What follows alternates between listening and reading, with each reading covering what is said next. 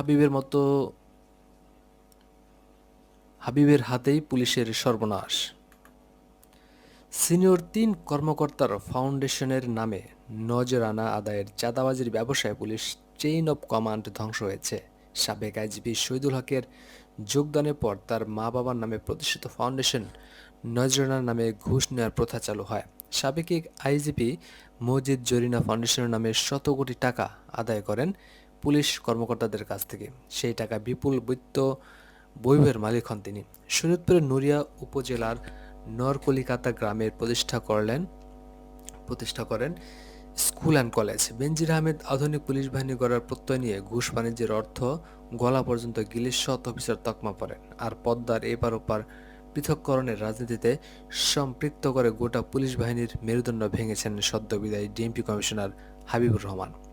এই মেরুকরণের সদস্য শতাধিক কর্মকর্তা আঙ্গুল ফুলে কলাগাছ বনে গেছেন। তাদের কপাল পুড়েছে শেখ হাসিনার পতনের পর। যুগান্তরের তথ্য অনুসন্ধান এই চাঞ্চল্যকর তথ্য বেরিয়ে আসে। শহীদুল হক ২০১৪ সালের ৩১ ডিসেম্বর থেকে ২০১৮ সালের ৩১ জানুয়ারি পর্যন্ত পুলিশের আইজি ছিলেন।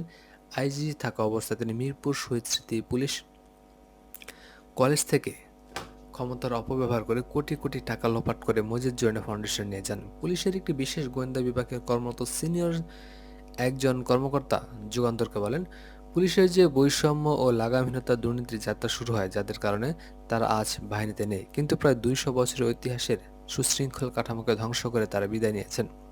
পুলিশের পদপদবি ব্যবহার করে কমিয়েছেন শত শত কোটি টাকা, যা আজ তাদের বোঝা হয়ে দাঁড়িয়েছে। ৩ পুলিশ কর্মকর্তা ভিন্ন ভিন্ন পরিচয়ে নজরানা আদায়ের ফাউন্ডেশন করেন। তাদের দুর্নীতি ও ব্যক্তি দায় গোটা পুলিশ বাহিনীর উপর পড়েছে। রাজনীতিকদের দমন করতে আইনশৃঙ্খলা বাহিনীর রন্ধ্রে রন্ধ্রে যে পদায়ন করে রাখা হয়েছিল, তারাও এখন সামনে নেই। পদোন্নতি আর পদায়নকে কেন্দ্র করে পুলিশ বাহিনীর যে ক্ষতি করা হয়েছে তা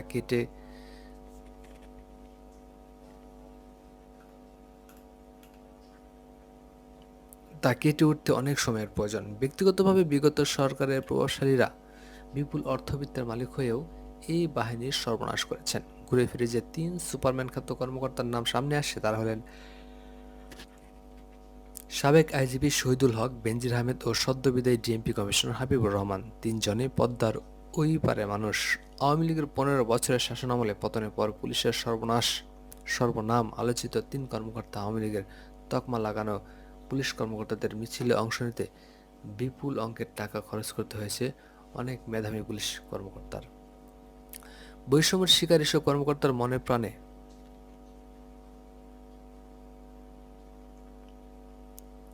প্রাণে যে মেধাবী পুলিশ কর্মকর্তার মনের প্রাণে যারা এই পুলিশ পছন্দ করতেন না, তারা নিরাপদ আশ্রয় খোঁজার সুযোগে ছিলেন। সিন্ডিকেটের যাত্রা যেভাবে তথ্যের অনুসন্ধানে জানা যায়, পুলিশ সিন্ডিকেটের শুরু ১৯৯৮ সালের ২২ ফেব্রুয়ারি ১৭তম বিসিএসের মাধ্যমে। ওই সময় সরকারি পুলিশ সুপার হিসেবে যোগ দেন চাকরিচ্যুত ডিএমপি কমিশনার হাবিবুর রহমান। এর আগে তিনি বাংলাদেশ পাবলিক সার্ভিস কমিশনের অফিস সহকারী হিসেবে চাকরি করতেন।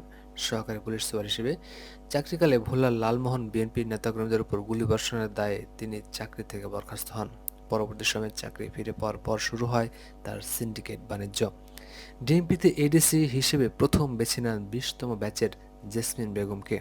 পদায়ন ও পদোন্নতিতে অর্থ সংগ্রহের দায়িত্ব নিলেন জেসমিন বেগম। ১২০০ এএসআই পদোন্নতির সময় হাবিব ডিসি হেডকোয়ার্টার হিসেবে ৫০ কোটি টাকার অধিক অর্থ সংগ্রহ করে লাইমলাইটে আসেন। এরপর এডিসি হেডকোয়ার্টার হিসেবে দায়িত্ব নেন ২২তম বিসিএসের অ্যাডিশনাল এসপি মোহাম্মদ জায়েদুল আলম। জায়েদুলকে ব্যবহার করে হাবিব পদ্মার দুই পারের লোকজনকে আলাদা করতে থাকেন। বাংলাদেশ পুলিশের আঞ্চলিকতা শুরু করেন হাবিব। ঢাকার পুলিশ সুপার হিসেবে যোগদানের পর তিনি আবারও বেপরোয়া হয়ে ওঠেন। তিনি পুলিশ হেডকোয়ার্টার্সে জেসমিনকে সেট করেন। ডিএমপিতে অ্যাডিশনাল এসপি RM ফয়জুল রহমানকে বিভিন্ন জেলায় তার নিজের লোক বসান।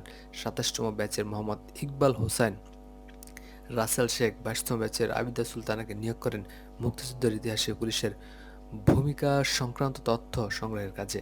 এরই মধ্যে তিনি উত্তরণ ফাউন্ডেশন নামে একটি সামাজিক সংগঠনের যাত্রা শুরু করেন। পুলিশের পদোন্নতির বিভিন্ন সংগৃহীত অর্থ উত্তোলনের ফাউন্ডেশনে জমা হতে শুরু হলো। বিভিন্ন জেলায় পুলিশ সুপাররা পদায়নের জন্য উত্তরণ ফাউন্ডেশনের নজরানা দিয়ে জেলায় গিয়েছেন। যতদিন পুলিশ সুপার জেলায় থাকবেন ততদিন নিয়মিত অর্থ দিয়ে যেতে হয়েছে উত্তর ফাউন্ডেশনকে।